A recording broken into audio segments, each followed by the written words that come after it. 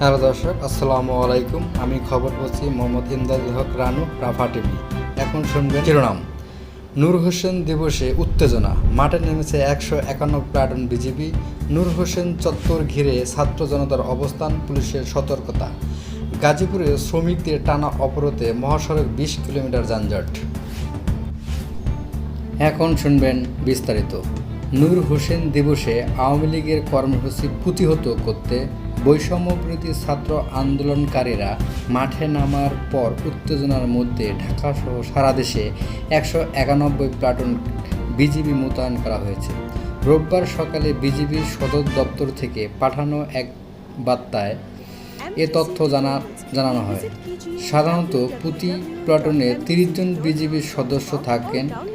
স্বৈরশাসক হোসেন মোহাম্মদ এরশাদ বিরোধী আন্দোলনের সময় যুবলীগ কর্মী নূর হোসেন চত্বর ঘিরে ছাত্র জনতার অবস্থান, পুলিশের সতর্ক বার্তা। আওয়ামী লীগের কর্মসূচি প্রতিহত করতে গুলিস্তানে 0 পয়েন্ট, নূর হোসেন চত্বর এবং দলটির কেন্দ্রীয় কার্যালয়ের সামনের রাস্তায় অবস্থান নিয়েছেন বিএনপি ও দলের সহযোগী সংগঠনের নেতাকর্মীরা এবং বৈষম্য বিরোধী ছাত্ররা।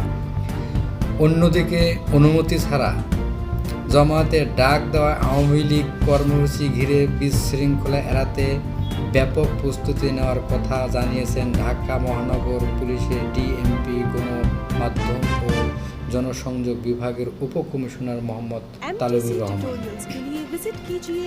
রোববার সকাল থেকে 0 পয়েন্ট ও আশপাশ এলাকায় বিপুল সংখ্যক পুলিশ মোতায়েন রয়েছে। প্রস্তুত রয়েছে পুলিশের সাজোয়া যান ও জলকামান। পুলিশের উপকমিশনার তালেবুর রহমান বলেন, ঢাকা মহানগরীতে যে কোনো ধরনের বিশৃঙ্খলা এড়ানোর জন্য ঢাকা মহানগর পুলিশ ব্যাপক প্রস্তুতি রয়েছে। পর্যাপ্ত ফোর্স মোতায়েনের পাশাপাশি মাঠের সাদা পোশাকের গোয়েন্দা পুলিশ সদস্যরাও কাজ করছে।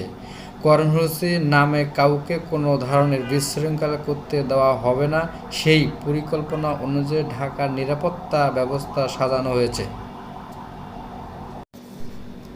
গাজীপুরে শ্রমিকদের টানা অবরোধ, মহাসড়কে 20 কিলোমিটার যানজট। বকেয়া বেতন পরিশোধের দাবিতে গাজীপুরে টানা 24 ঘণ্টা ধরে দেশের ব্যস্ততম ঢাকা মহাসড়ক অবরোধ করে রেখেছেন পোশাক শ্রমিকরা। এতে মহাসড়কের উভয় পাশে প্রায় 20 কিলোমিটার এলাকা যানজট তৈরি হয়েছে। চরম দুর্ভোগে পড়েছেন শ্রমিক, পরিবহন যাত্রী, সাধারণ মানুষ। রোববার সকাল 9টায় গাজীপুর মেট্রোপলিটন পুলিশ কমিশনার। পরবর্তী নিউজ শোনার জন্য আমাদের চ্যানেলের সাথে থাকুন।